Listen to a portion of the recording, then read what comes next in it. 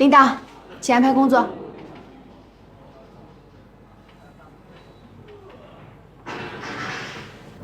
晚上包你一批馄饨吧。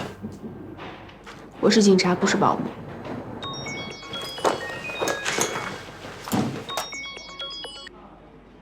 喂，娟娟，怎么了？你慢慢说，别着急。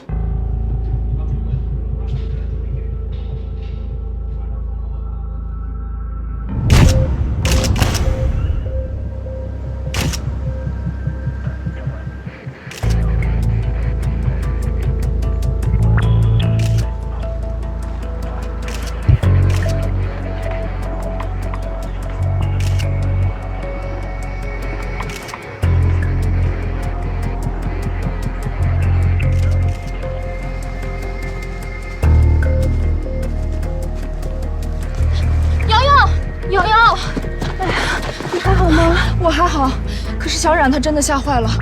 对了，她认识那个女孩，是她同寝室的室友，他们白天还说话了呢。我知道了。叫什么名字？跟死者认识吗？怎么发现死者的？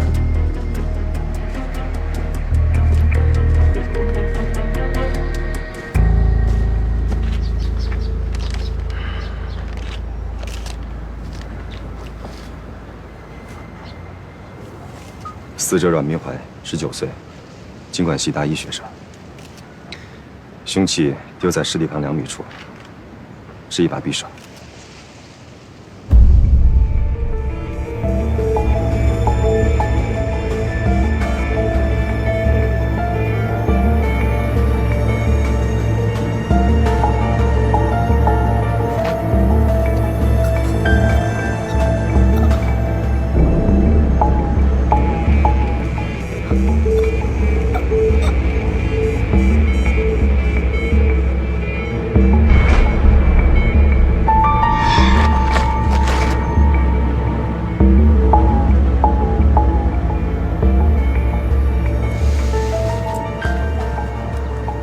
仓促而稚嫩的谋杀，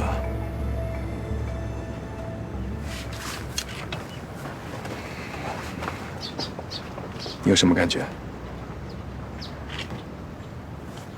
我只想尽快破案，抓到凶手。没错，这么对一个花季的少女，完全泯灭了人性。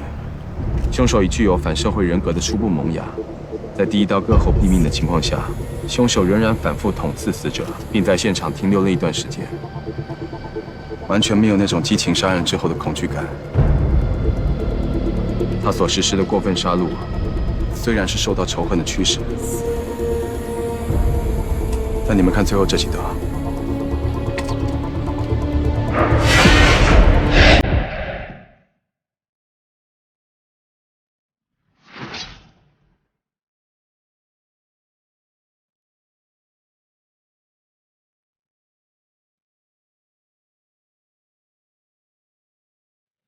他开始感觉到快乐。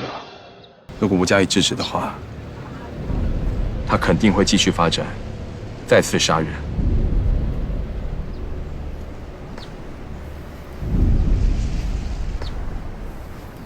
通知家属了吗？已经派人去他家了。死者的父母是当地纺织厂的普通工人。工薪之家，供养女儿考上江州大学已经不容易了，这个打击真是太大了。死亡时间？昨天晚上9点到11点之间。验尸后还可以更加精确。随身物品呢？只有一个背包，里面有2张饭卡，一些零钱，还有化妆品、纸巾和一串钥匙。手机呢？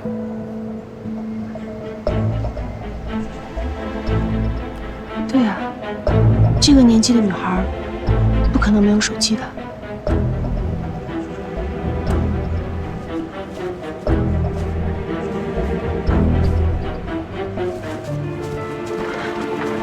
你有什么发现吗？你自己不会想啊。第一个问题，杀他的人是校内的还是校外的？校内的。没错啊。所以杀他的人可能是学生、老师，或是校工。这么对待生活在自己身边的人，真的是太残忍了。有什么好残忍的？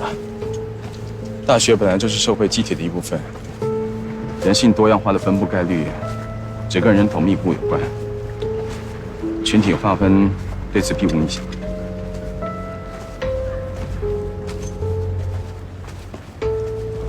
好，你刚才只是感慨一下。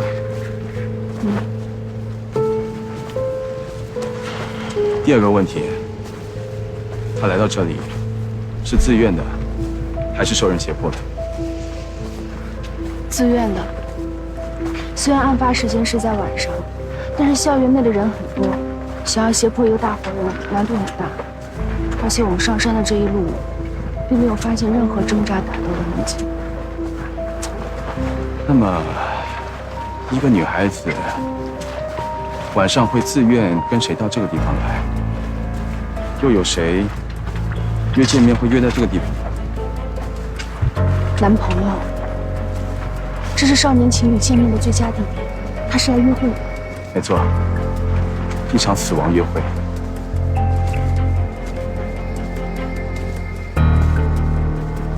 看来你对这个地方还是挺熟悉的。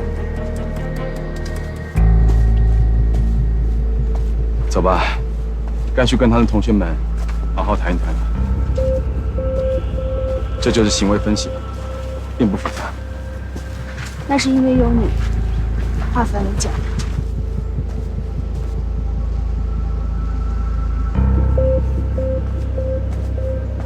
李队长，没发现手机。那是被凶手拿走了。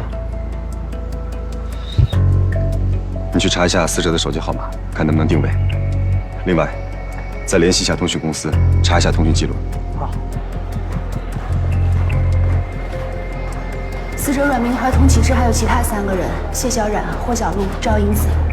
这3个人除了小冉以外，其他2个人加精英班，都是本地人。这是他们的一些个人资料，你要先看看吗？你看过就行，先问话吧。哦，明怀以前也常在外面过夜，昨晚他没回来，我们还在生活老师那儿给他打掩护。如果我们没有如果。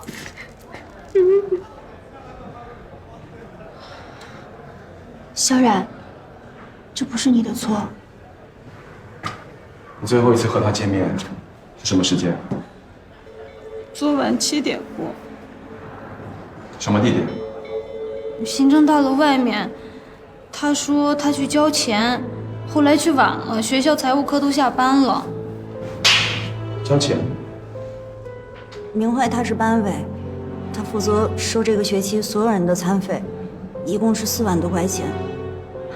晚上8点的时候，我跟小冉在行政大楼外面碰到了他，他说要去财务处交钱，但是人家都已经下班了，我们就都一起回了宿舍。我当时觉得有点不舒服，我喝了一杯红糖水就睡了。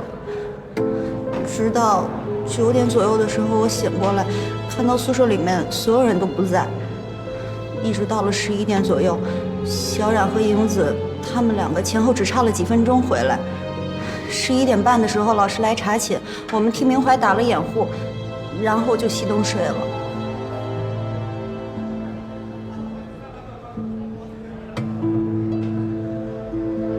阮明怀有没有男友？算是有吧。什么叫算是有？他刚进校，一看到苏北便喜欢上了他。苏北一开始并不怎么愿意理他，可是后来慢慢的也转变了态度。上个星期他们就开始一起吃饭看电影，我也不知道算不算真正的男女朋友。我们寝室的关系都非常好，明怀和我是最好的朋友，怎么会发生这样的事情啊？那他离开寝室前，带没带那4万块？我不太清楚，应该拿走了吧。出事以后，警察来搜查过他的柜子，钱已经不在寝室了。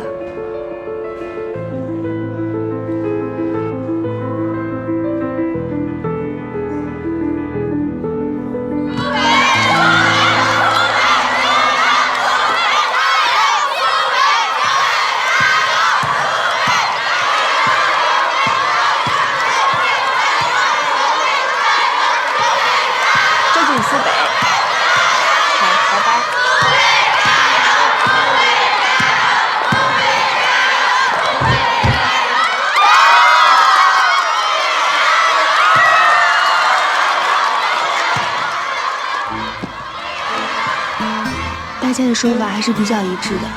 阮明怀追求苏北，苏北不久前给了回应。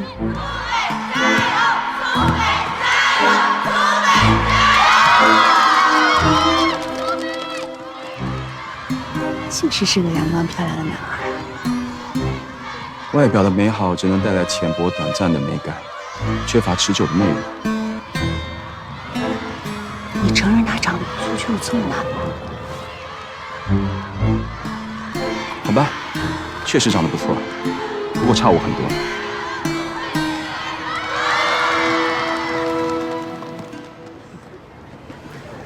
明怀死的事儿，同学都知道了，是老师跟我们说的。他昨晚是跟你一块约会的吗？没有啊。阮明怀被害时，穿着他最爱的一条连衣裙，还化了妆。尸体发现的地方，也不是日常散步或者是普通朋友会去的，反而是需要亲密的一些小情侣才会去的地方。所以说，阮明怀肯定是去约会的。我们之前是去过那个地方，但是我昨天晚上在看球赛，我没有约他呀。你是有发现什么异常的情况吗？他昨天给我发短信说我到了，你在哪儿？当时我就有点懵，短信还留着呢。我就回他说，我说什么到了呀？我在寝室呀。然后就没下文了，他也没回我。这么可疑的情况，你身为男朋友不打算问清楚吗？实话实说啊，明怀他以前啊有点缠人，我就是单纯的以为他是想见我，谁能想到会出这档子事儿啊？是，也怪我，我如果要是当时给他打个电话的话，可能就不会是现在这样。有人和你一块看球吗？没有，寝室同学都出去玩了。那你想一想，有没有人可能假借你的名义，去约死者出来？那我就不知道了。你就是说说你的想法，说错了也没关系。有这么一个男孩，他呢是明怀的高中同学，一直喜欢他，包括他来这所学校上大学都是为了追求他。就前一阵子吧，这个男孩总来看我打球，我觉得他的眼睛里边充满了杀气。不过人家也知道我跟明怀的事儿呢是明怀比较主动，所以也没说什么，也没做什么。我不了解人家，我包括他这个男孩叫什么名字我都不知道。我们会调查的。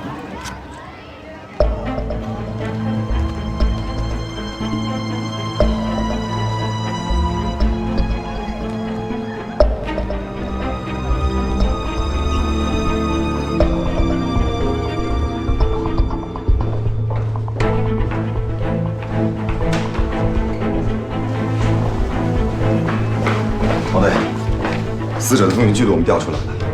案发那段时间，他只发过一条短信，没有打过电话，而且我们已经定位成功。在哪儿？他还没离开江浙大学。走，我们去找找。根据仪器显示，手机应该就在这个柜子里。大老师，这个柜子是谁的？尽管是3班魏思远。苏北说的倒也没错，我们系3班有个男生跟明怀是高中同学。他们交往过吗？明怀说他们高中的时候关系确实比较要好，但是高中生嘛，学习紧，家长也管着，我想不算是真正的交往吧。那这个男生性格怎么样？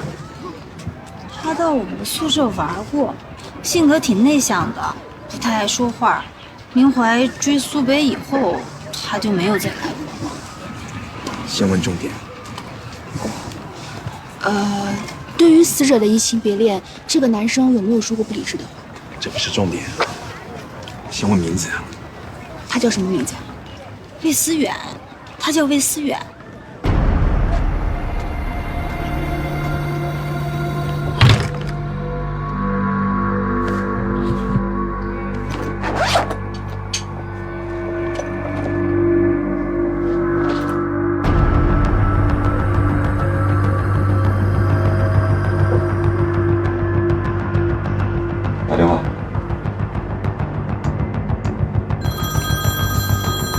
就是死者的手机。马上找到这个魏思远，把他带到局里。是。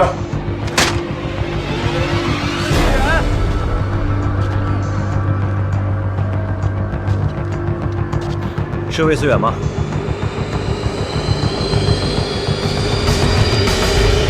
你和死者是高中同学，你们关系融洽。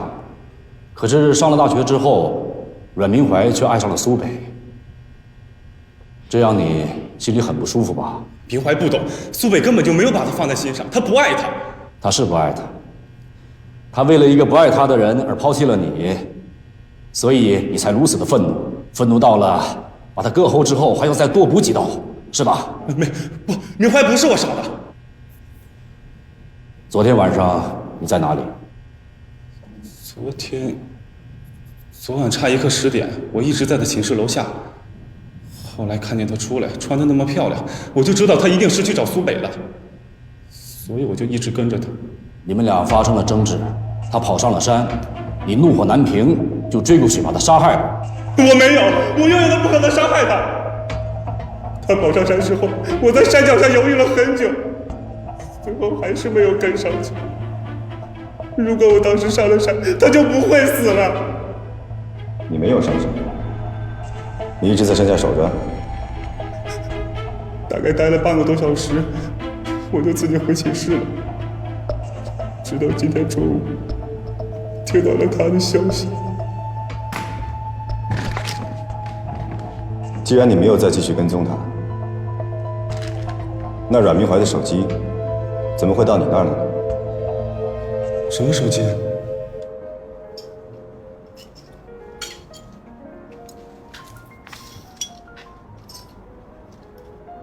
谢谢你。我知道，你一般只接重大恶性的案件。这是恶性案件。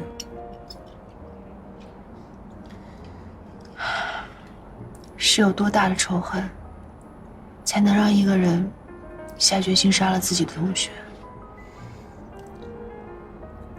有很多时候，杀人对他们来说，只是为了寻求一个出口。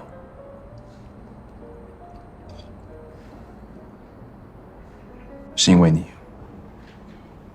我接这个案子是因为你。我就是这个意思啊，因为娟娟是我的好朋友。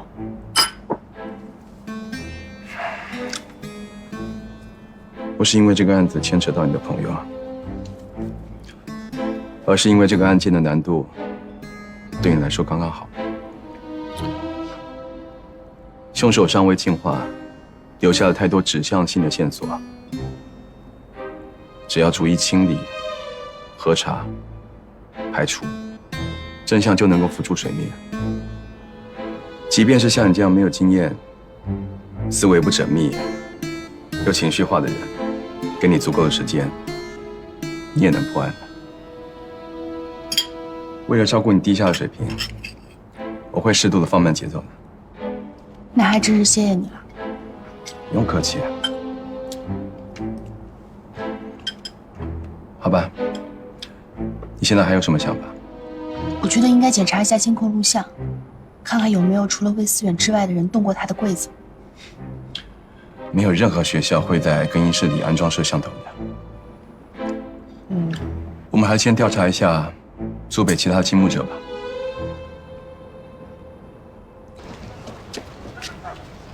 你们觉得真的是魏思远干的吗？应该没什么问题吧？警察都把他给带走了，肯定是有原因的。那他是因为明怀喜欢苏北，还是因为要抢那4万块钱呀？肯定是因为苏北。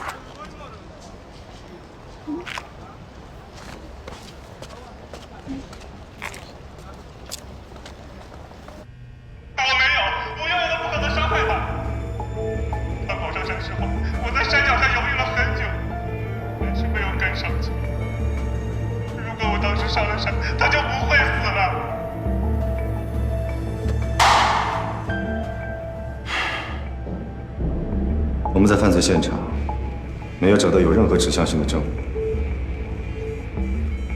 除了一组鞋印，但是比魏思远的鞋大了一码。也许他很小心地清理了现场，也许他故意穿了更大码的鞋子。他很小心地清理了犯罪现场，又穿了大一码的鞋去伪装，结果却拿走了死者的手机，而且连血迹都不擦干净，就锁进自己的柜子里。我看过手机，里面没有直接指向魏思远的内容。如果他真的是凶手，根本就没有必要拿走这个手机。况且，学校的更衣柜很容易就被撬开。我怀疑魏思远是被凶手栽赃的。小林，你过来。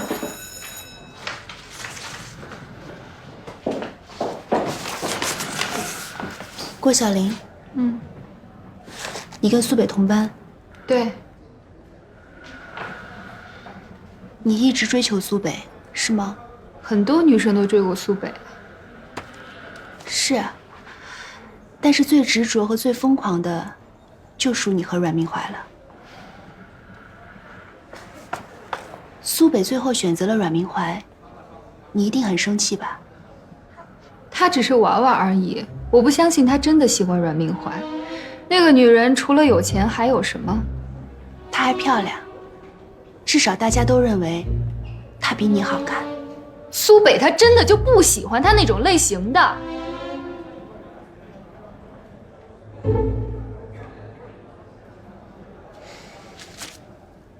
15号晚上9点到11点，阮明怀死的那个晚上，你在哪儿？我在自习室。自习室9点半就关了。我又散了会儿步，10点半回的寝室。你一个人吗？一个人散步犯法吗？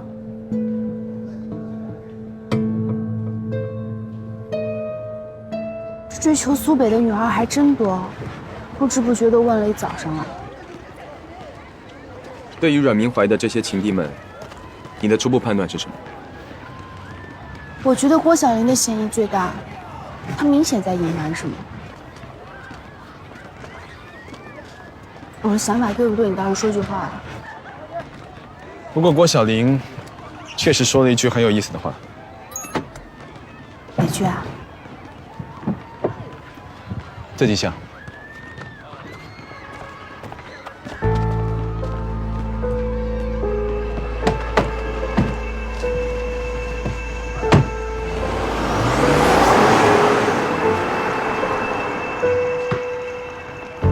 小鹿，银子，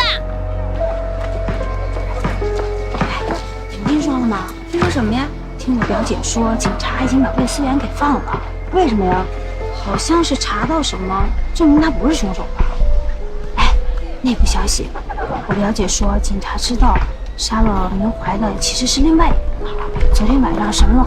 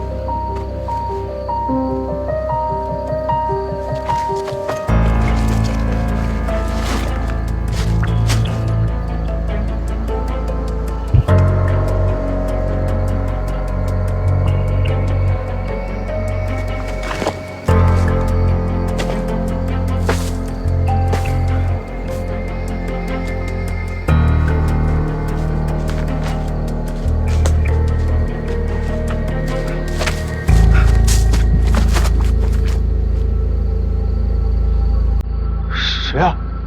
苏北，是我呀！你别担心，那天晚上的事我不会跟任何人说的。你在说什么？那天晚上我看到你去后山。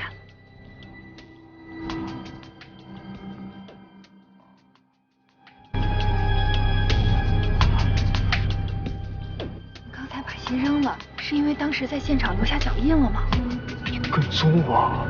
我只是想多看看你，哪怕只是站在外面，透过窗口看看你的房间也好。苏北，我太喜欢你了，我愿意为你做任何事情。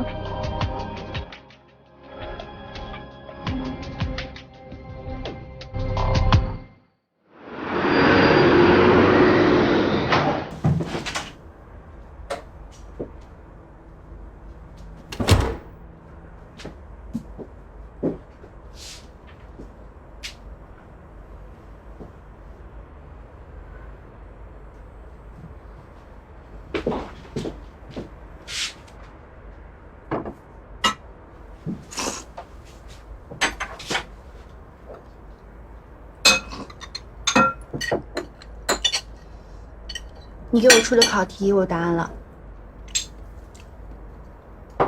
我给你留考题了。我知道郭晓玲的哪一句话是最有意思的了。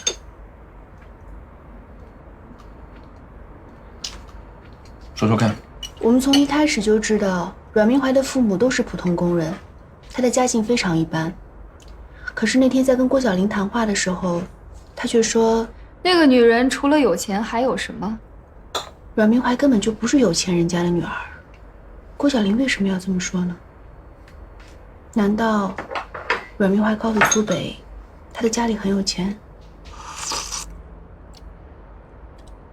或者他很乐意为了苏北花钱？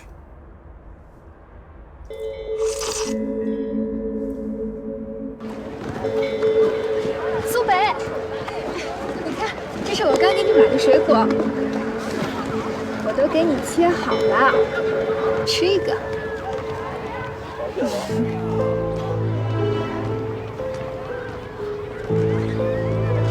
换一个吃，吃嘛啊！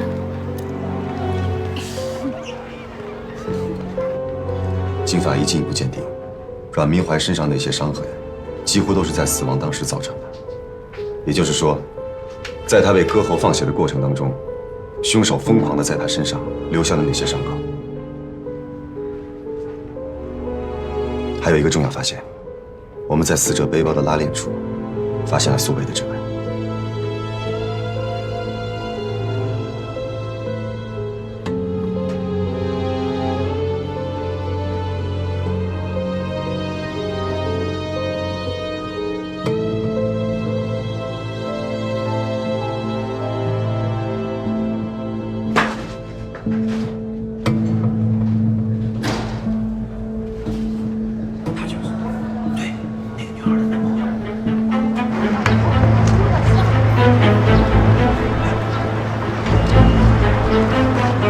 你怎么了？你要去哪儿？你给我开啊！苏北，是我呀！我知道是你，你以后离我远一点。苏北，你知道我要是跟警察说的话，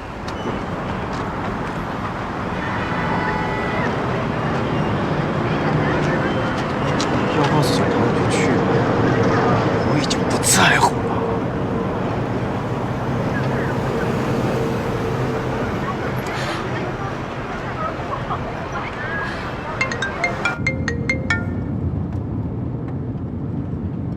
喂，哎，三哥，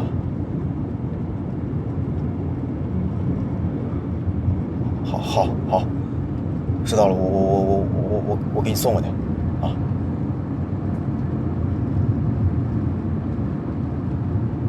你看什么看呀？一起见。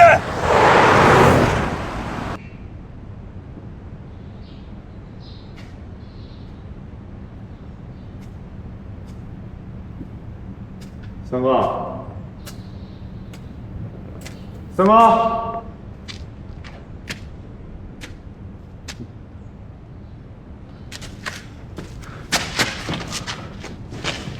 哎呀，三哥，哎，前面。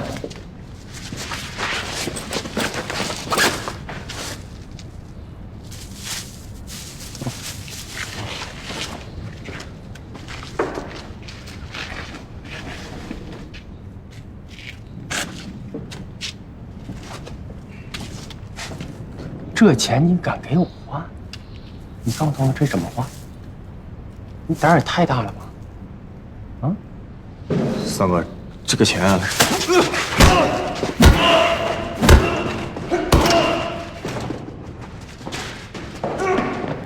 妈的，没事找上坑我！别动，警察！啊，没事，小事，这是一个小事。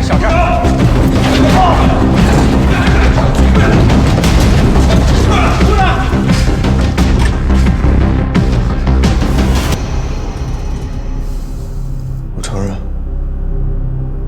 明怀他一直给我钱。那天晚上他发短信过来的时候，你看的球，就是你赌的那一场吧？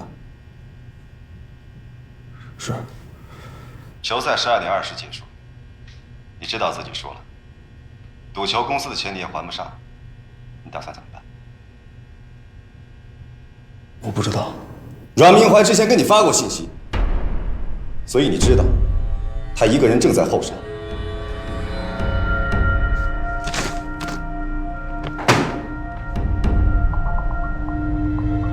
你之前跟他在一起就是为了钱，而且你也知道，他刚刚收取了餐费，所以你就打起了这4万块钱餐费的主意。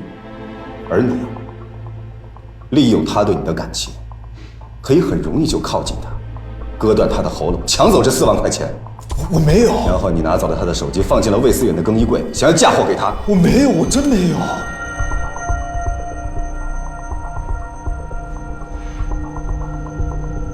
但你总得做点什么，那可是公款，跟之前阮明怀从他父母那里骗给你的钱不一样，肯定会事发的，不是吗？我没有去后山，我真没有。苏北那天去了后山，而你一直在南城宿舍楼外偷窥他，跟踪他，所以你全部都看见了。我不知道你在说什么。你抓住了苏北的这个把柄，想以此要挟他和你在一起，对吧？不是要挟，苏北他爱我，那天晚上我们一直都在一起，他一直陪着我，他把我揽在怀里，一颗一颗的陪我数星星。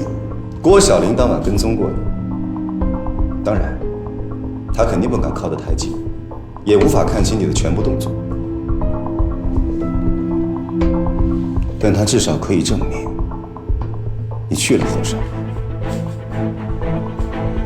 你想一想，郭晓玲被你甩了之后，还会为你保守秘密吗？我再告诉你一个更坏的消息，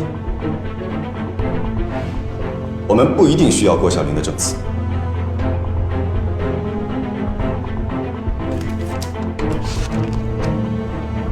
看看这个，你的手机，最新款最智能，里面有一个自带定位功能。你知道自己打开它吗？呵，下的软件还挺多的，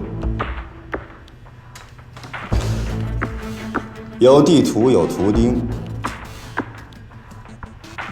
就这儿，15号当晚10点半，有一个未接来电，这应该就是赌球公司打来催账的吧？要不要猜一猜？你当时接这通来电的时候，自动定位是在哪？寝室还是后山呢？喂，三哥，你放心，这钱我一定尽快还你。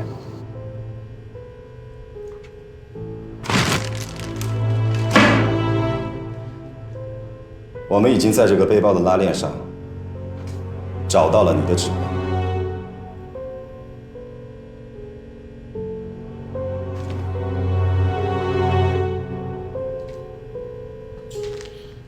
说实话吧，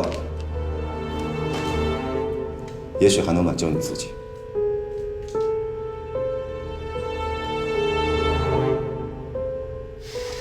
我承认，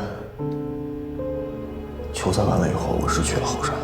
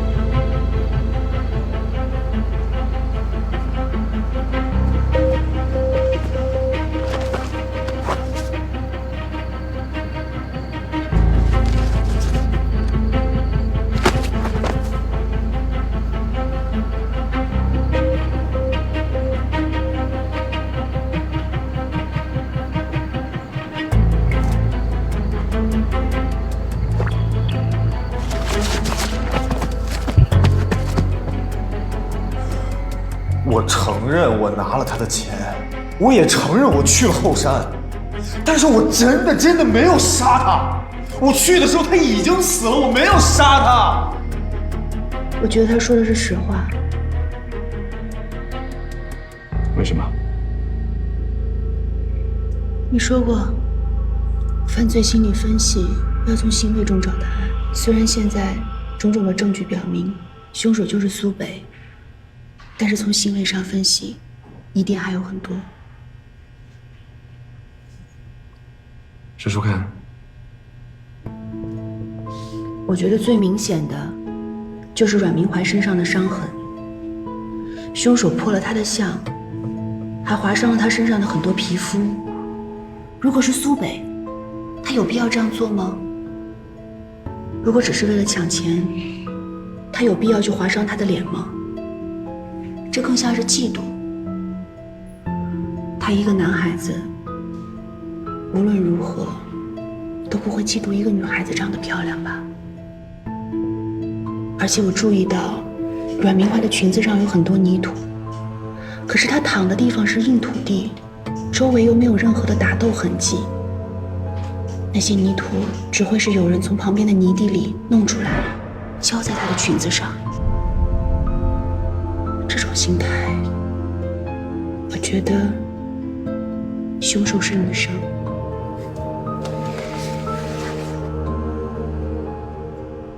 不错啊，你看过我的书了？那当然，当你的助手，当然要学习一下你的理论。不过你的书里也说过，由于性倾向的多元化，不能简单的根据情感矛盾来判定嫌犯的性别。不过显然，你还没看完。即便是有同性恋倾向的男性凶手，也很少会以划伤情敌面部的方式来发泄愤恨。不过你说的没错啊，她是女性。是郭晓玲吧？她趁着苏北还在看球赛，跑去后山杀了阮明怀。她又没收到短信，怎么知道阮明怀在后山呢？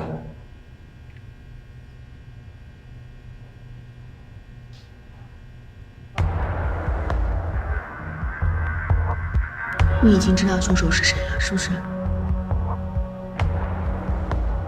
那你还不赶紧说出来，让凶人他们赶紧把他抓住啊！知道凶手是谁也没用，法律上来定案是需要证据的。你还没找到证据？暂时没有。那怎么办？这就要请你的好朋友来帮忙了。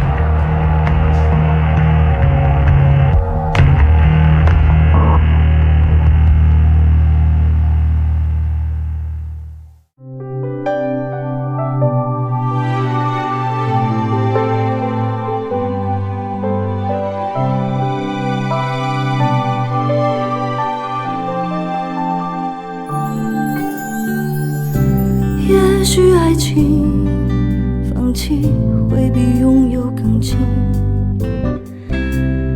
可是我已经沉迷，一天一天谁偷走生命的痕迹，请你伴我去，谁会伴我去，去到刹那清风里。今夜星光熠熠，我在约定之地，等待你终于把梦唤醒。黑暗烟火是你唯一证明，1000万颗心，一心都为你，与你长路共相依。